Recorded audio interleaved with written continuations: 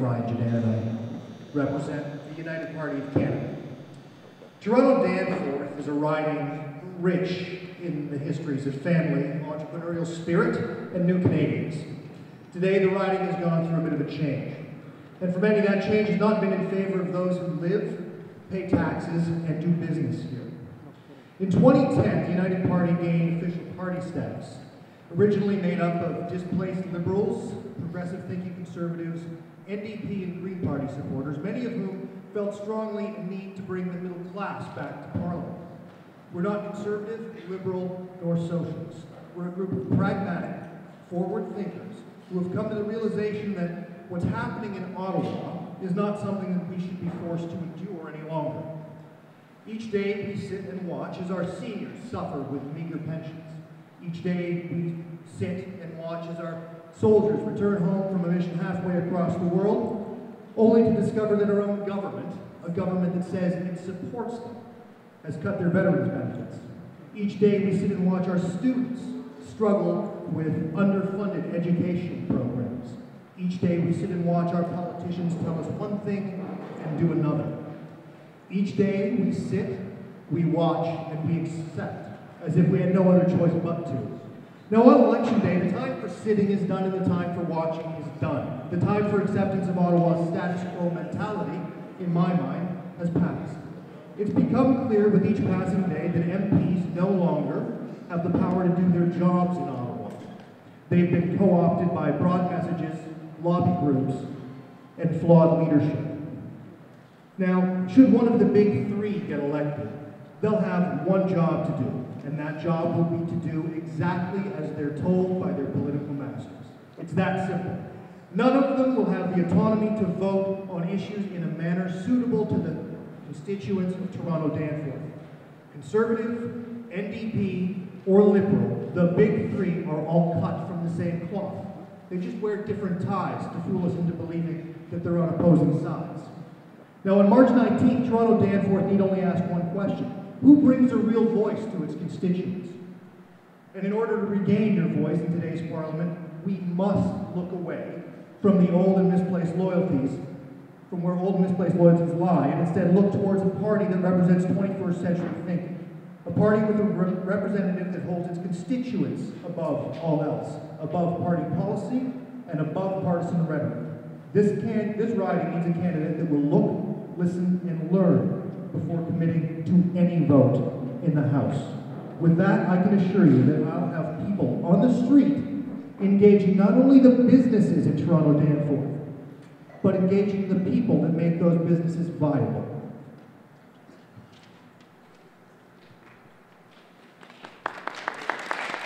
I'm running as an independent candidate. I live in this riding, and I ran in the past. Whatever Brian said, that's correct. But again, the problem is, as he mentioned, there is a combination of the members of the other parties. This night is not belong to us, it belongs to you. I want to mention something that probably some of you thought about that, or some of you didn't. No matter who do you choose from the main three mainstream parties, has no effect whatsoever in the balance of the power in House of Commons. So your interest is not going to be represented. He mentioned about the democracy, and I want to mention a couple of numbers. There is more than 24 million eligible voters in Canada. Our government, who formed the majority government, only represented by 18% of them. 1/8. And if any given bill passed from the House of Commons with the 100% 308 members, it only represents 30% of the eligible voters in this country. That means 70% of the eligible voters in this country are there without representation. This by-election is very important for you because any one of those people from mainstream party are going, as Brian said, serve their masters, party leaders, union bosses, interest groups, and so on. The only one that can represent you is someone from the fabric of this society. from the people who suffer, and he's one of them. And that is why I am running as an independent candidate. Thank you.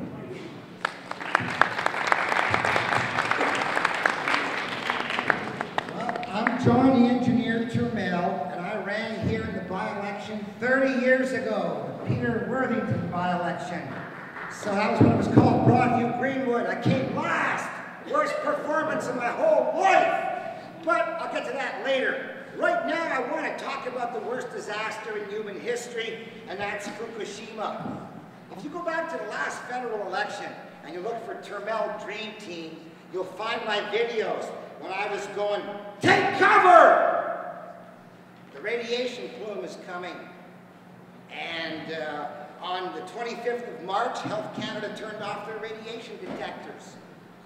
60 units of radiation on March 25th, 54 units of radiation the day before, 11% jump. We better turn off the radiation detectors. So while I'm screaming, take cover from the worst nuclear fallout we've ever experienced, and we're downwind, Stephen Harper had Health Canada turn off the radiation detectors. And I said, watch, we're going to have a whole spike in baby deaths in BC, where the Rockies are keeping up most of it on this side. And sure enough, baby deaths tripled after Fukushima, and I predicted it. And of course, you didn't hear about it because Harper turned off the radiation detectors. Have any friends who had miscarriages recently? Baby deaths recently? They're the most affected by radiation. You know, a plutonium particle 1 meter away does damage, but 1 centimeter away, it ain't 100 times worse, 100 square. And if it gets inside you, it's 1 micron away, it's not 1,000,000 times worse, it's 1,000,000 squared times worse. And that's why this kind of fallout's so deadly. And that's why we gotta either legalize marijuana to kill all these cancers, because you heard about it, they've been hiding the fact marijuana kills cancers, or you gotta start getting your baking soda. Imagine that. Baking soda binds with the uranium before the uranium binds with your bones. So if you put baking soda in your water, it can save you from the nuclear particles coming down in the milk or in the water.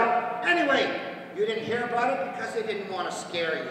They turned off the radiation detectors on March the 25th, just when they were spiking 150 hot particles in Seattle and in Vancouver in the month of April. 150 hot particles they all ingested. They didn't warn the single mothers, stay out of the rain. Here we had 35 days out of 40 rain. What do you think that is? That's the plutonium coming down. Nuclear fog. Well, anyway, I wanted to legalize marijuana, mass produce it to save ourselves from the cancers that are coming. And I'll get into that later as I talk about how to fix money with the Argentine solution. So YouTube for Argentine solution, and you'll find out what's going on. But if you YouTube for Prime Minister of the planet, I'm the only declared candidate, Johnny Engineer Turmel.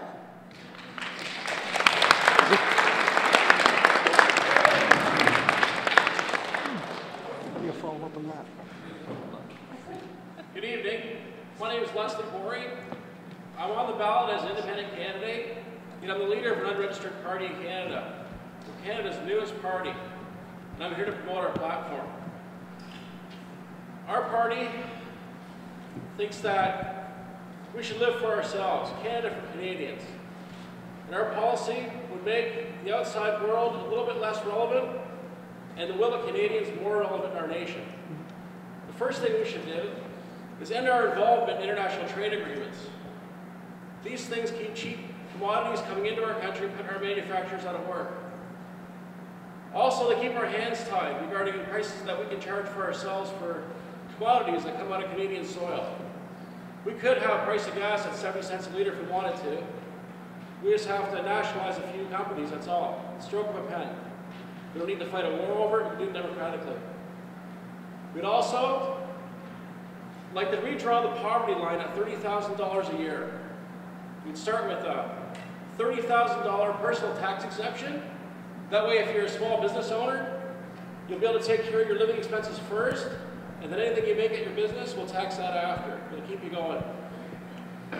Also, we think the minimum wage should be $15 an hour across Canada. As well, we don't think that temporary employment agencies should be allowed to operate in Canada anymore. I know myself, as a former temporary employee, how much abuse there is. And the Canadian worker, if they want this to change, they're going to have to vote Maple because no one else is going to bring that forward. We'd also like to nationalize banking. Most people in Canada don't know that private banks create our currency for us. Not the Bank of Canada, but private banks. When you go to get a mortgage and they give you the money, they secretly give it to you, they actually create that money on the spot. They give a deposit, they put it into your bank account. And someone gives that check to the people you bought your house from. It's wrong to let private banks create our money for us. If the Bank of Canada did all the money creation for us, what would happen is you get your money interest-free. That means the price of your house wouldn't be double or triple over its amortization period. And it means that every dollar you pay back to the Bank of Canada, it'd be like a tax, and we get to use it again. We can hire more doctors, teachers, we can build a military that can defend ourselves, that we can defend our nation. We've got a lot of resources in Canada and the world. This is not exactly the Girl Scouts out there. It's pretty dangerous out in that world if you've been following things. It's a good idea to build up our armed forces. Also, we'd like to use direct democracy to see whether or not we'd like to continue with sharing of power with Great Britain. We should have a referendum to decide on whether or not we should have the Queen as our head of state. She has more power than most people think. These are a few of the policies that the Maple Party of Canada is bringing forward during this election. Although you'll find my name on the ballot as an independent candidate, we hope that you support the party. Thank you.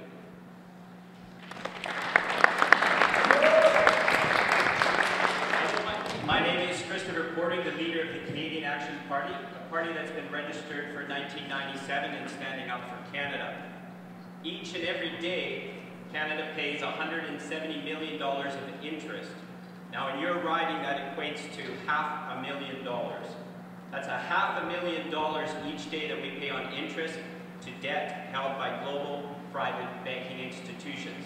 The Bank of Canada is our solution. I'm not sure about you, but I have 3 children. And I don't want to leave them behind a debt that they cannot get out of. Because we cannot get out of this debt. We have to admit it. None of us here can afford $500,000 a day of interest. Now, we either choose to continue down the road that we're working on, cutting infrastructure projects, cutting jobs, cutting social programs, cutting community centers like Apple Grove. And if we truly believe that we want to fight for our children, we have to fight the monetary system. Only through changing the monetary system can we regain our independence as a nation. We all have children. We all have different reasons we're here. But you have to ask the tough questions now. We have to think about our children, but we have to go back and think about our grandparents. They used the Bank of Canada. They built the Trans-Canada Highway for us. They built our national healthcare system for us. They got us through the Depression, the Second World War. What have we done with all that? We have gone down into $600 billion of debt since 1974. Our grandparents left us $18 billion of debt, and we said thank you, and we rocketed up to $600 billion, and we pay each and every day $500,000. We need to change this country. Change comes from you. If you're not participating in your dogmocracy, we're spectating or speculating it. We have to stop spectating it. On March 19th, make a decision based on what your parents left you, based on what your grandparents left you, and make sure it's the right decision for your children. Thank you very much. I'm Christopher Porter, the leader of the Canadian Action Party. Yeah! Hi, my name is...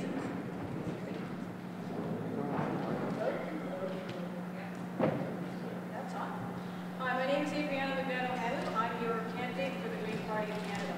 And I came to Canada when I was 4 years old from Brazil, just after my father died, because my mother believed this country was the best country that would deliver a brighter future both for women and for children, so she thought it important to come here. And she was right. Growing up, I had access to exceptional education, outstanding health care, and all kinds of community services that wouldn't be available in most countries to a child of a single mother, a widowed single mother.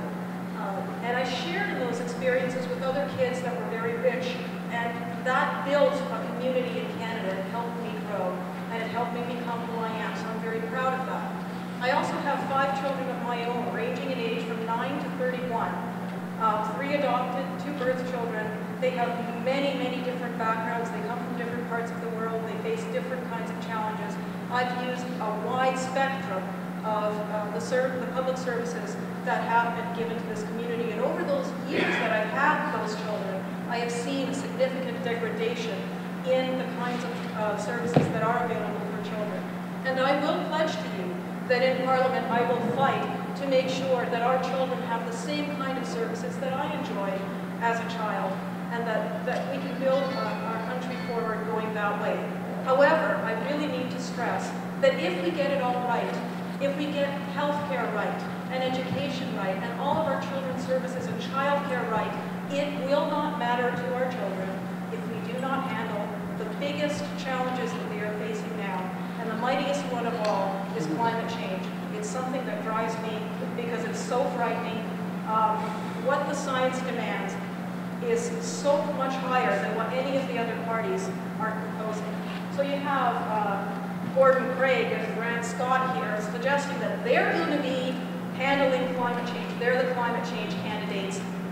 Even if you believe that, they will be stuck in parties that will be promoting all kinds of funding for fossil fuels. A vote for those parties is a vote for fracking and tar sands. There is one Green Party. They know that.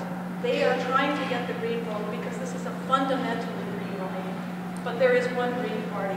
There is one party that will stand up for the future of your kids, that will stand up and claim loud and clear and strong, we have to listen to the science, we have to respect the science, there are limits to what we have to do, and we have to deliver a world to our children and honor that sacred obligation to deliver a future to them. I ask you for your vote.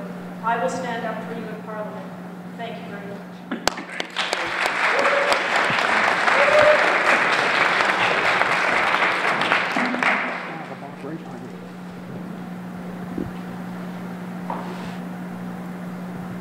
Good evening, everyone. My name is Grant Gordon, and I'm your Liberal candidate in the upcoming by-election in Toronto-Danforth. Now, a lot of people are asking me, hey, Grant, why are you running? Are you really that insane that you want to be a politician? The first two reasons I'm running are very simple. One, Stephen. Two, Harper. Enough said.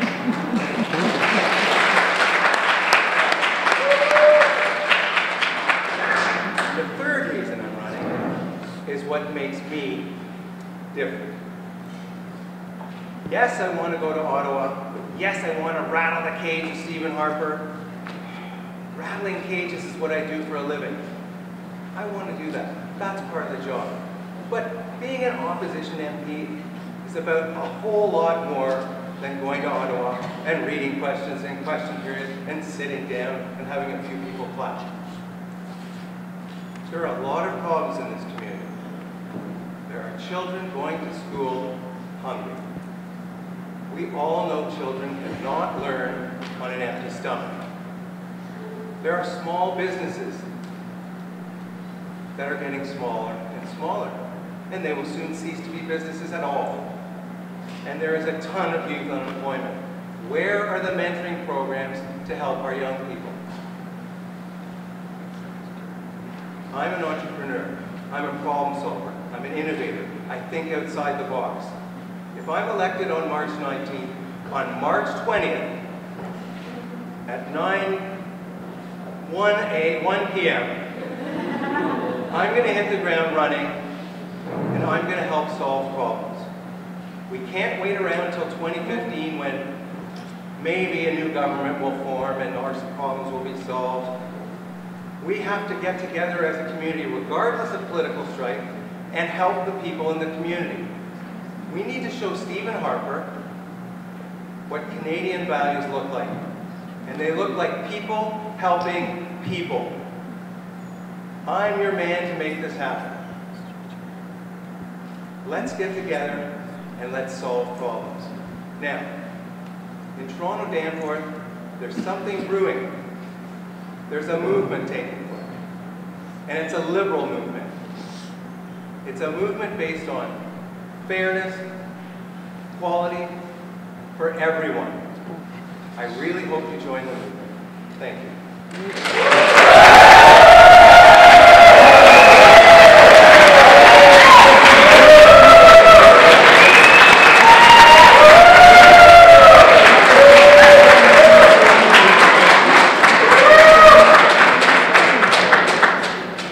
Hi everyone, thank you for being here tonight. I prefer to sit down because I prefer this to a continuous more of a conversation.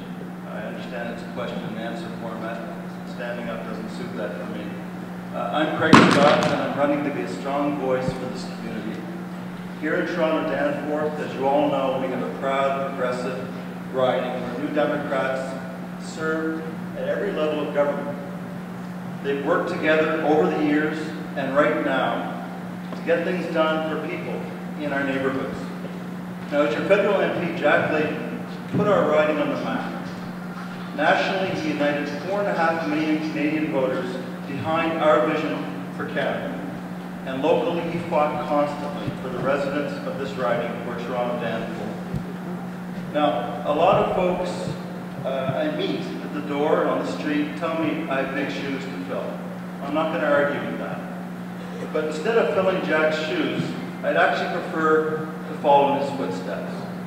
But getting to work right away, by carrying on what Jack started, and by working every day to keep our community moving forward.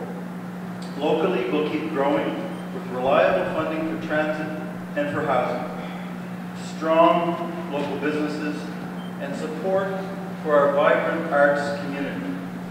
And, this is very important, by working together on local green solutions to protect our environment, including the global environment.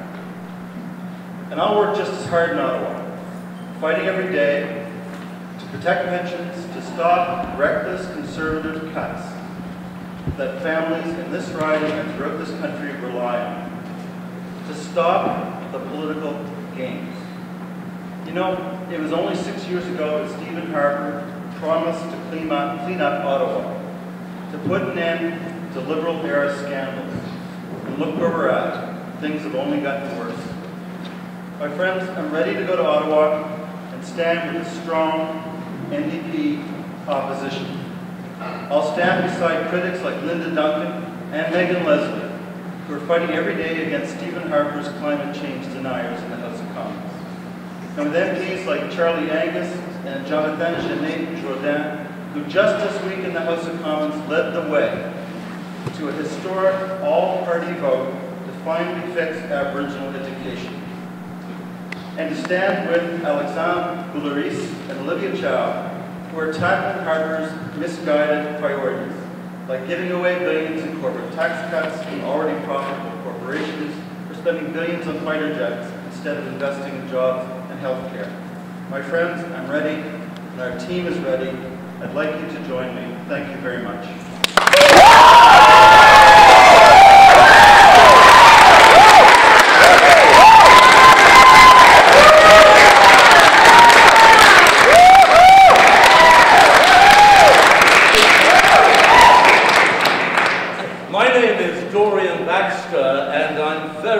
Very grateful that you have taken time out of your evening to be here tonight. I used to live in this riding, and I still have family still living here, and I want you to know that I represent the original party of Sir John A. Macdonald. We are the party that refused to allow the fraudulent merger between Stephen Harper and Peter MacKay. We are the real PC party. We sued the Harper regime and we seized back the PC name. We are now known as the Progressive Canadian Party of Canada. We are the only party that has two wings.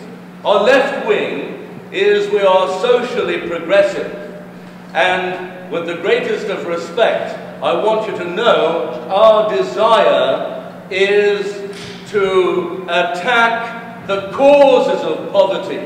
In that connection, I want you to know that I have made a legal pledge that 1/2 of my salary will be returned to this riding to fund programs for your children and also to get them within the education system to know the importance of going to university. We also, as a major platform, are planning to make sure that the greatest resource of our nation, which is our youth, will have what Europe gives to their qualified students, 4 years of postgraduate, undergraduate education. We need to stop our young people from coming out with $30,000 and $40,000 of debt. The other thing I want you to know is that we have pledged to safeguard your health care. We are mortified that the Harper regime has already allowed two-tier health. We will also vow to protect your pensions. And speaking about pensions, I'm going to ask all of the candidates and all of the current MPs to relinquish their pensions and to make sure that they get a regular government pension, because it's just not fair. On March the 19th, I would ask you to vote for me. I will be a strong voice, Dorian Baxter, and thank you very much for your attention tonight. Thank you.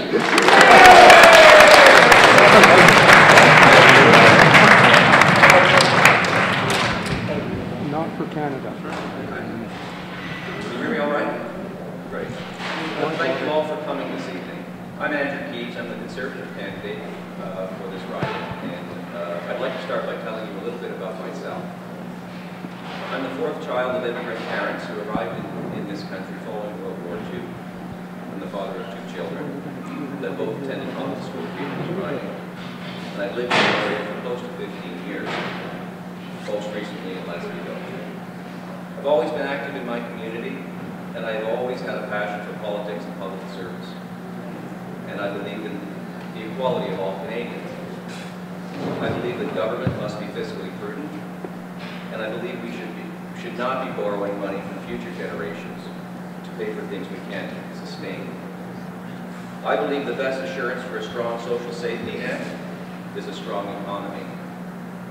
And I believe the party that best represents these beliefs is the Conservative Party of Canada, which is why I'm here before you this evening. I decided to run as a Conservative candidate in Toronto-Danforth because I believe there is no reason Conservative values and priorities should not resonate here, just as they do in the rest of Canada.